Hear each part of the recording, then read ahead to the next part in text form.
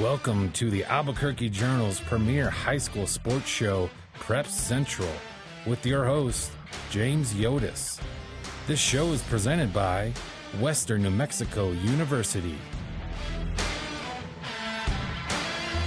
Hi, everyone. Welcome to Prep Central, the Albuquerque Journal's high school sports podcast. I am James Yodice. I am the high school sports editor here at the Albuquerque Journal. Welcome. As always, we got a lot to talk about today. First, I want to acknowledge our sponsor, Western New Mexico University. We thank them for their support. We certainly couldn't do this without their help. So much we want to get to today. But before we do, also, I wanted to mention, I don't usually do this, but I feel like I need to start doing this. If you find our podcast out there somewhere, you may find it on different platforms. Most readily, you can find it on our website, abqjournal.com. You can also find it on YouTube, Spotify, SoundCloud, and the Apple Podcasts as well. So if you're consuming us on one of those platforms, welcome. And you can find us any number of places. So we are into week 7. Hard to believe we're really the last month of the regular season. As I sit here, it's Wednesday, October 2nd. Week 7 schedule begins on Thursday. If you're seeing this podcast, you're seeing it maybe on Thursday. Week 7 will be beginning tonight with a couple of games here in the metro area. Albuquerque Academy playing St. Pius. Legacy Academy, which is undefeated, is playing Raton out at Bernalillo High School. So we've got a couple of games here in the metro area to get started. But we had a couple of juggernaut games from week 6 that I want to get to right away. Artesia and Lovington, and, of course, Bernalillo and Espanola Valley. We're going to start with Artesia and Lovington, who met on Friday night in Lovington. Artesia really put it to Lovington. They beat them 57-21. The game was never close. Artesia was up 36-7 late in the first half. All their standout players, Isaac Cazares, their quarterback, Frankie Galindo, their tremendous running back, Ethan Kahn, their star receiver. All these guys got heavily involved. So Artesia raced out, scored 36 of the first 43 points of this game. It's too bad. Unfortunately, I was a little under the weather last week. That was the game I was going to go down and cover, and I couldn't quite make it, so I watched it on Artesia's stream. And what it tells us, even though Lovington came into the game ranked number 1, it tells us that 5A football obviously still runs straight through Artesia, at least for now. Look, Artesia had a couple of midseason losses where the defense got beat up against Hobbs, against Centennial especially. But Artesia now is 3-0 in that brutal district, leading the way. You got Roswell at 2-1, Gadsden at 2-1, Lovington at 2-1. But Artesia has gone out and played some really good football the last 3 weeks. Their offense has been just unstoppable, really. And you know, Lovington, of course, which is new to 5A after being down in 4A for a few years. This was the first time the Wildcats really had their hat handed to them. This season they've beaten some good teams already, including Roswell, including Hobbs. So where do we stand? So we got 5A football. Look, the teams here in the Northern District, none of them can beat. To be honest with you, none of them can beat any of the top 4 or 5 teams, maybe even 6 teams in the Southern District, at least as it stands now. There's nobody out there that can, not Los Alamos, not Highland or Miamira or Belen. That'll be a competitive district, but none of the teams here, either in the Albuquerque area or in the metro area or in the northern half of the state, none of these teams are even going to be remotely capable of competing with any of the good Southern teams. We're talking Artesia, Roswell, Lovington, Gadsden, maybe even Deming and Mayfield. They're just stacked with good teams. So what we have for the moment is an Artesia team, as I mentioned, that has put up at least 57 points now in 3 straight games. And we should mention Isaac Cazares, their new quarterback, their first-year quarterback.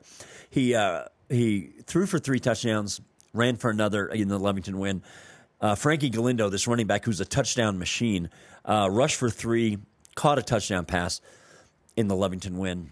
Artesia right now standing clear and above the rest, I think, after this Lovington win. Artesia still has to play Roswell in a couple of weeks on October 18th, and that's at Bulldog Bowl in Artesia. Artesia is still going to have to deal with Roswell. Let's be clear about that. I mean, nothing is finished yet. Artesia takes care of business against Roswell. The district is over. Artesia will have already beaten Gadsden, Lovington, and Roswell So the rest of their schedule will be more manageable. However, if you get a situation where Roswell finds a way to beat Artesia, we're looking at the possibility down the road of a three-way tie for first place in this district. Those are always fun because they involve point differentials, which can get, kind of messy. We'll have to see how that game plays out, but there's certainly the potential out there for that. But there are so many competitive games in this district that are still left to be played. But at this point, after Artesia goes into Lovington and just dump trucks the Wildcats, there's no other way to put it. Lovington got a little bit of a sober wake-up call after having a great first half of the year. And Artesia now has won. As a sidebar, Artesia has beaten Lovington 22 times in a row, which doesn't even seem possible in a rivalry of this nature that has been ongoing for so many decades and has involved so much quality football from both schools. It's almost unfathomable that Artesia has won 22 straight games. This goes back, I think, to the start of the century. That is a crazy winning streak. There's no other way to say it. Lovington plays damn good prep football. To lose 22 in a row to Artesia, on top of the fact that these two communities have a healthy antagonism toward one another, that's an incredible streak. So let's get into the other big game from Week 6, which was in Espanola. Bernalillo played Espanola Valley, two undefeated teams in Class 4A, ranked 2 and 3 in the state. Bernalillo wins this game in overtime, 21-20. It was a strange game. I caught most of it on the streaming site the other night working from home. All of the points in this game came in the fourth quarter or in overtime, which is unusual in a game of this magnitude. Espanola was up 14-0 with 7 minutes left in this game. And Bernalillo just had not had a lot going on. They had a first-half drive. They got all the way to the Espanola Valley 1, and then Espanola's defense held from there. And you didn't know it at the time, but that ended up being a huge sequence. Bernalillo eventually gets back into the game. You get Uriel Castro throwing a long touchdown pass to Joseph Duran. Castro also runs for about a 23-yard score with about 2 minutes left in the game that ties it at 14 and forces overtime. Bernalillo goes first in the overtime, scores right away, kicks the extra point. Espanola came back and scored to make it 21-20. Espanola Valley made the decision to go for 2 points and the outright win.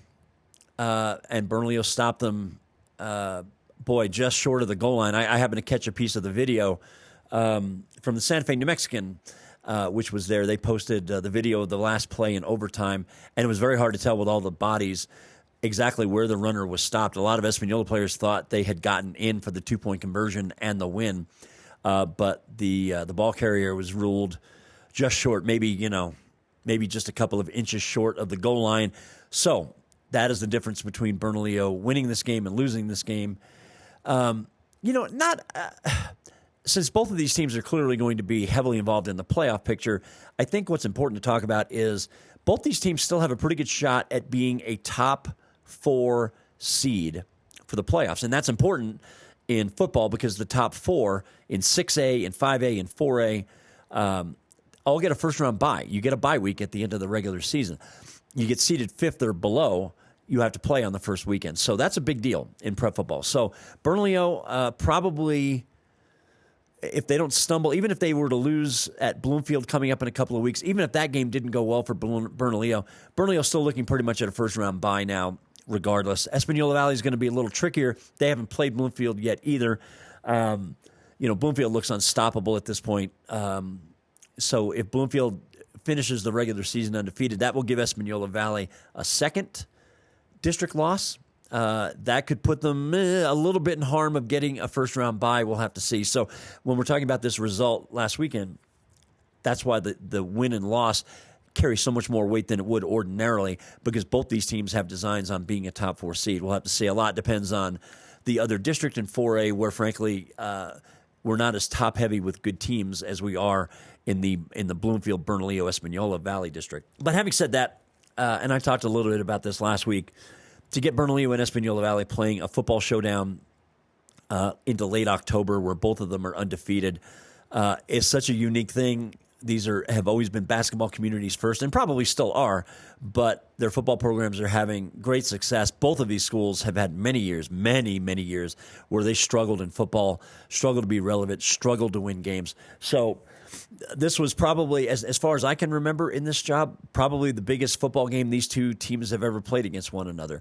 And we're talking about the teams that were ranked 2 and 3. I believe Espanola was 2, Bernalillo was 3. The new coaches poll has Bernalillo, obviously, at number 2 behind Bloomfield. And Bernalillo was at Bloomfield, as I said, on October 18th. A game I might try and get to if I can. We'll have to see how that goes. But this district is really top-heavy with 3 good teams, and it could be all 3 of them will be in the top 4 by the time we get to the seeding situation later in the year. I wanted to mention another game in 4A from last week. Portales, which suffered the loss of its quarterback, Paxton Culpepper, knee injury, I believe against Lovington, going all the way back to week 2. The Rams have had to make some adjustments and find a new quarterback that works and get him into the system. And they've got a kid named Tommy Lopez who is getting the job done. And, of course, he's had several weeks now to get integrated and up to speed, if you will, as the number 1 QB in this offense. I mention this because Portales was playing Valencia in a very key game in the other 4A district the other night. That game was 14-14 going to the fourth quarter. And Tommy Lopez, the new quarterback, rushed for 2 scores, threw for another one, all in the fourth quarter. And Portales ends up beating Valencia 34-21. So Portales still thinks it could be the best team in that district. We'll have to see. There are a lot of playoff games, a lot of regular season games left to go. And Portales got beat pretty handily by Manzano up here a couple of weeks ago. There are some teams vying for the top in this district. Pius, Manzano, and Portales, I think, all could be in the mix. Manzano is probably at the top right now. Manzano still has to play several key games coming up. They still have to play Silver. They still have to play St. Pius. So Manzano looks very strong. They're 5-1. They've won 5 in a row. And this move down from 5A to 4A has certainly proven to be beneficial for Manzano. And their schedule has been beneficial as well. Let's not kid ourselves. Manzano played Del Norte and Rio Grande, teams who were just both really struggling. And Manzano essentially is a 5A school. They're just playing 4A in football.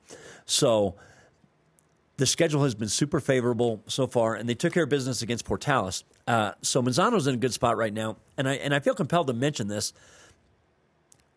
Manzano, one of the rules that was set up by the New Mexico Activities Association, allowed a team like Manzano, and the NMAA was following Oregon's lead on this.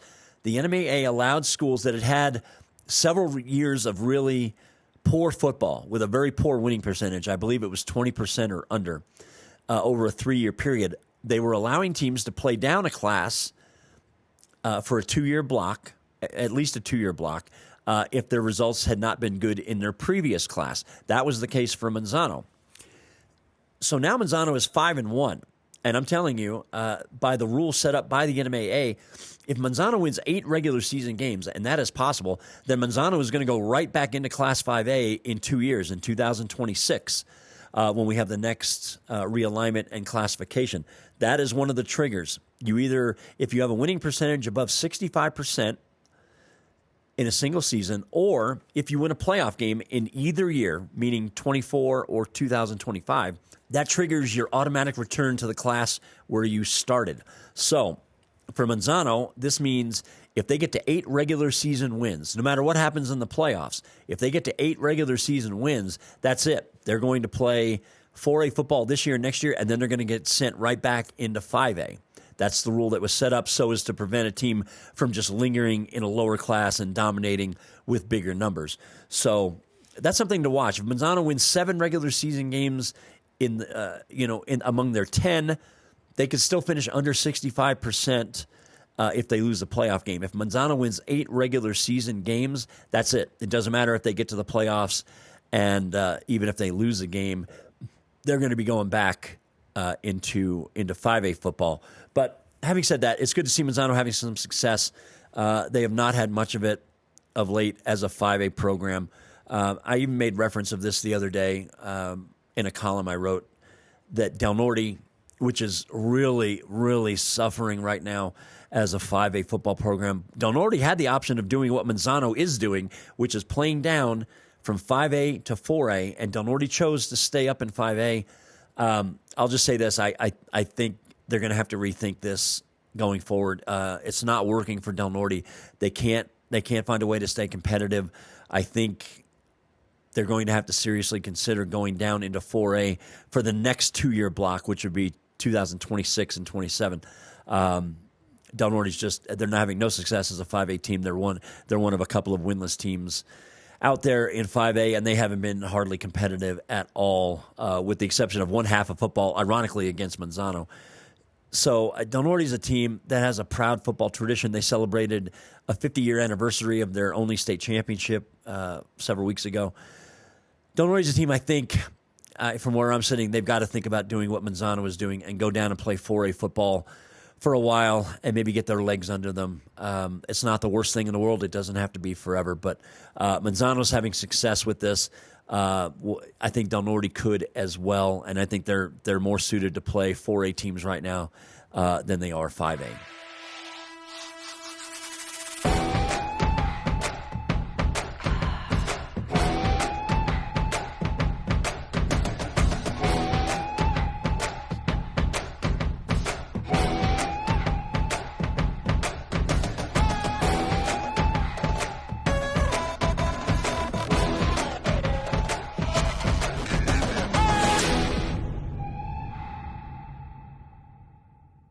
One last game I wanted to talk about in depth from last week is Highland, which beat Valley in overtime on Saturday afternoon at Milne, 26-20.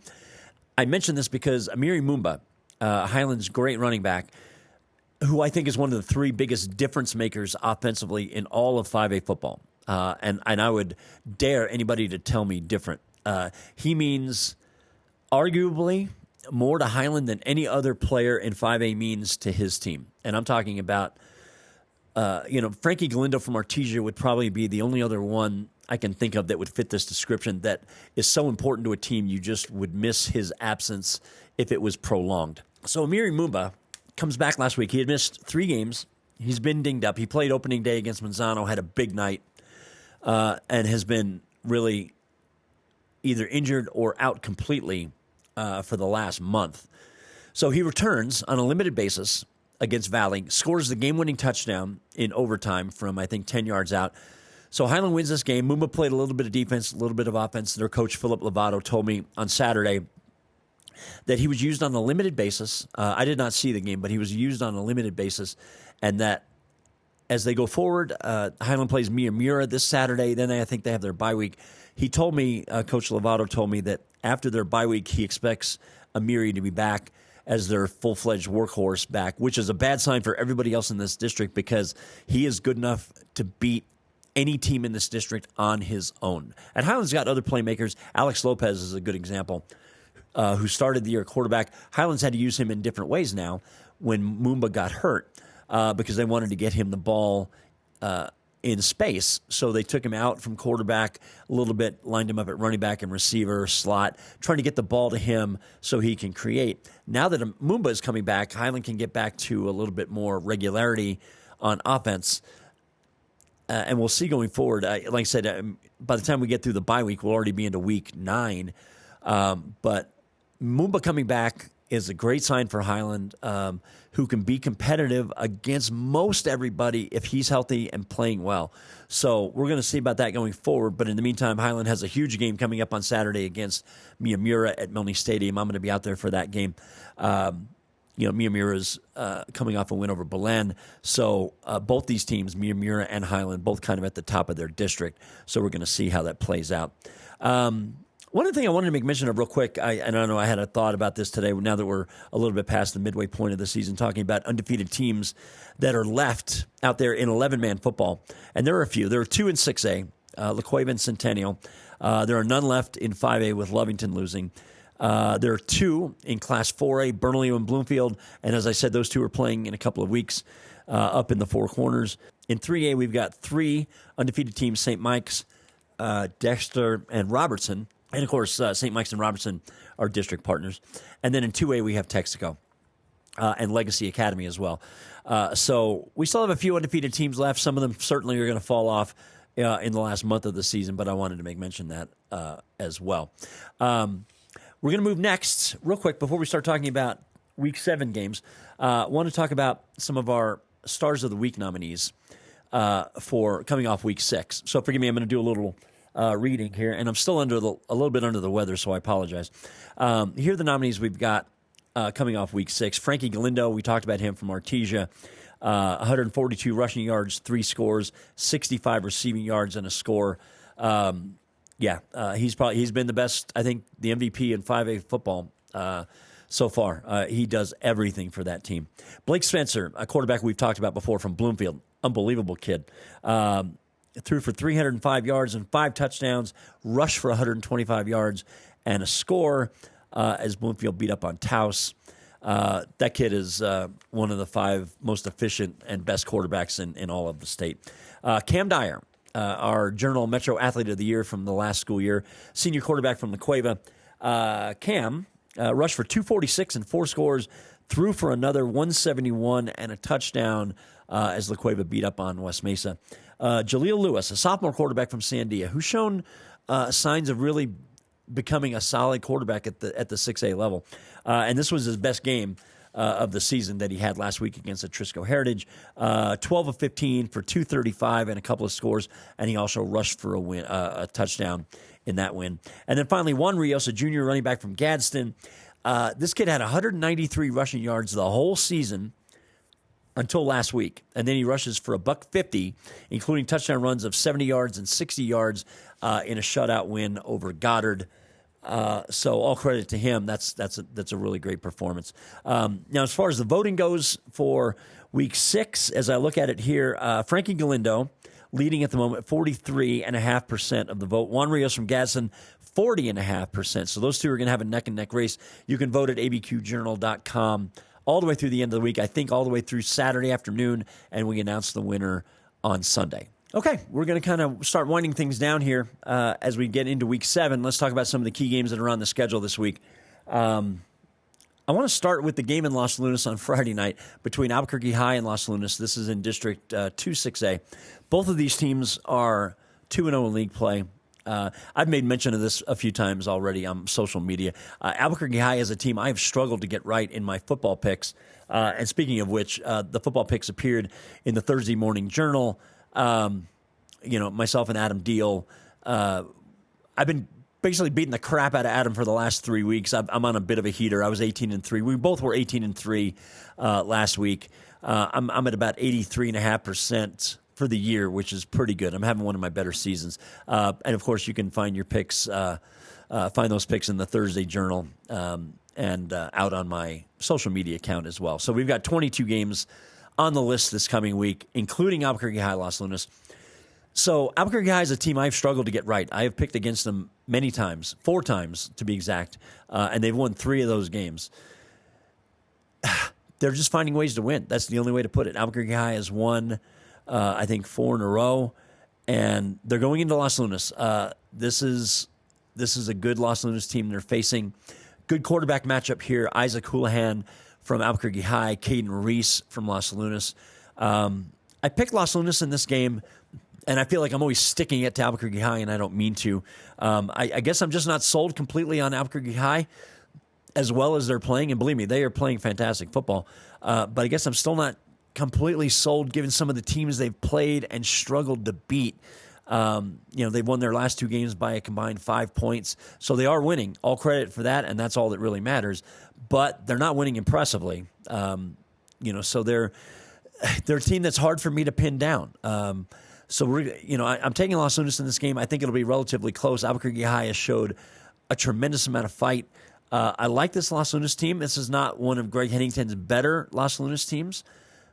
This team cannot compete for a state title. Let's make no mistake about that. They can't. But that doesn't mean they won't be in the playoffs, and that doesn't mean they can't be competitive because they can and they will. But I like Los Lunas to win a close game this week in Valencia County. Down the road, Los Alamos is playing Belen. That's a key game in that 5A district. Belen had won its first couple of district games. Then they got beat up by Miamura. And now they welcome Los Alamos in, and Los Alamos might be the best team in this district. This is the district, of course, that has Los Alamos, Belen, Miamura, Capital, plus Valley, Del Norte, Rio Grande, and Highland. Los Alamos might be the best team in this district, so this is a big game for Belen, which has been competitive, as I've talked about before, straight from the start of the year. So we're going to see how that pans out. There's some other games in that Artesia district that I wanted to mention too. Goddard is playing Deming this week. Key game for both these teams. They're both, I believe, 1 and 2 in district play. I'm taking Deming in this game, I think primarily because of quarterback Ryan Alfaro. Deming's coming off a really crucial road win at Mayfield last week. Deming was down 10 in the fourth quarter, and they scored 2 touchdowns in the fourth quarter, including a score by Alfaro with, I think, 12 seconds left, and Deming beat Mayfield 29-27. I like Deming in this game, not necessarily because they're playing at home. I've often said I don't think there is a home field in New Mexico other than maybe Bulldog Bowl in Artesia. I just like Deming. I think they've been playing better football on the whole. The other 2 games in that district, Mayfield at Lovington. Lovington going to try and get back on track after getting worked at home by Artesia. I like Lovington. I picked Lovington in that game. And there's a really interesting game in Roswell at Wool Bowl between the Coyotes and Gadsden. You're talking about 2 of the teams that are 2-1 in league play. So in terms of district standings, this is a huge matchup. I picked Roswell in this game. Hard not to. It would be hard to describe just how far Gadsden football has come in the last several years. They really have become not just a competitive 5A football team. And they used to be a 6A team where they didn't belong, and they were consistently getting beat up by the Cruces schools. Now they're playing in 5A after competing as an independent for a little while. Now they're in 5A where they belong, and they've been fantastic for the last several years, coming off 2 straight playoff berths. They're not quite in that Artesia-Roswell class yet, however. They're competitive. They're good. They played Artesia really tough for about a quarter and a half a couple of weeks ago when they came into Artesia. They're not quite ready to do that yet, so I like Roswell in this game. But, yeah, there's a lot to love about Gadsden football, and Rio Grande football reminds me a little bit of Gadsden, and I hope Rio Grande finds its way in 5A football after a while, the way Gadsden has down in the south. Another game I wanted to mention, Portales is playing at Silver. Now, I wrote about this when the new districts were formed. We ended up with Portales and Silver in the same district. Now, on my map, it's like 391 miles drive from Portales to Silver City, which is just absurd to have 2 teams in the same district that are nearly 400 miles apart. That's there's no other way to say it. It's a bad look. Silver has always been a problem for the NMAA in terms of finding a district that works for them because there are so few schools of their size in that part of the state. Silver has been a consistent problem, if only for that reason, their geographic separation from other teams in the southwestern part of the state where they are, and from schools in other areas. There's nobody for them to play of their size. So what we have now for at least the next 2 years is Portales and Silver in the same district. So Portales has to make the drive on Friday, the very long drive in a bus. I have no idea how long that is to play Silver. Now Silver's struggling. Silver's a young team. They're coming off a loss to St. Pius up here last week. Silver's a very young team. They're starting a lot of young kids on that team. And this is still a very talented group. Don't get me wrong. But I like Portales in this game, even with the length of this road trip. They're more experienced and they look to be more settled at more positions. But yeah, the length of this road trip, and of course, Silver will have to make the return trip to Portales next year. It's tough. You wouldn't wish this on anybody. It's really tough. A couple other quick games I want to mention that I'll be watching this week. Espanola Valley is playing at Taos. We'll see how the Sun Devils rebound from that loss to Bernalillo. Texaco is at Loving in a key 2A game. And then lastly, the last of the 6A districts is getting underway this week. That's 1-6A. I'm going to be at Cleveland on Friday night, Farmington at Cleveland, 2 ranked teams. Siebel is at Rio Rancho, Volcano Vista playing at Piedra Vista. That is a potential trap game for Volcano, which has been playing great. Piedra Vista is certainly capable of winning this game. So VV's got to be careful there. So that district finally will be getting underway. 2-6A and 3-6A already have been in district schedules for a couple of weeks. Before we go, a couple other quick bits of business I want to take care of. Las Cruces High School, which is undefeated in Class 5A volleyball, came up here to the metro area and won the Rio Rancho Volley Bash event, beat La Cueva in 4 sets in the final last Saturday out at Cleveland High School. Cruces has already beaten all the top challengers in 5A, La Cueva, Los Lunas, and Cleveland among them. Las Cruces just looks very strong, trying to defend its state title. So Cruces wins a tournament that has a field that included number 1 ranked St. Pius from 4A. This field was probably as good as any that we'll have in the state this year, including the state tournament. And last thing I want to mention, a little Gianna Raymer reference. Gianna was in Glendale, Arizona last weekend for the Desert Twilight Race, which is a huge meet in Arizona, maybe the biggest of all the regular season meets cross-country-wise in Arizona. And they have a major championship division. Gianna finished 3rd in this race, about 43 seconds behind the ultimate winner. And when I looked at the results, I did a double take because I'm just not used to seeing Gianna finish anywhere but first, and certainly not 40-plus seconds behind the winner. Of course, she's still a freshman. The 2 girls that finished ahead of her, both are juniors. One, I think, from Colorado, the other one from Arizona. And on the boys' side in the championship race, Charlie Voss from Rio Rancho, he, like Gianna, won the state meet last year. Charlie Voss won the boys' race. So he is finding his form. Of course, the Metro Championships are here in Albuquerque on Saturday. The boys are at 10. Girls are at 10:35.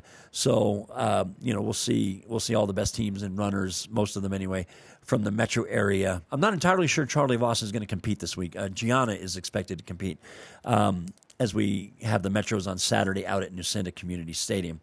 So, that will kind of wrap things up for me. I appreciate you listening in.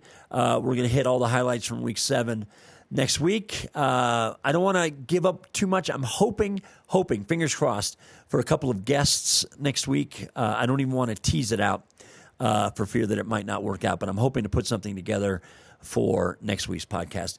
In the meantime, thank you for watching. As I mentioned at the start, you can find the podcast on any number of platforms, abqjournal.com, YouTube, Spotify, SoundCloud, Apple. So if you're consuming us on any one of those platforms, we thank you for your continued listening. And, of course, we once again thank Western New Mexico University for their sponsorship of the show. Anyway, go out and enjoy the week of high school activity, and I will see you next week. Thank you for joining us. You can find this episode and all our podcasts on the Albuquerque Journal website, abqjournal.com, as well as on YouTube, iTunes, Spotify, and SoundCloud. If you enjoy our podcasts, please like and subscribe, and consider becoming a digital subscriber to the Albuquerque Journal to help us continue to bring you more content like this. See the show notes for a discount on a digital subscription. Thank you for supporting the Albuquerque Journal, New Mexico's leading local news source.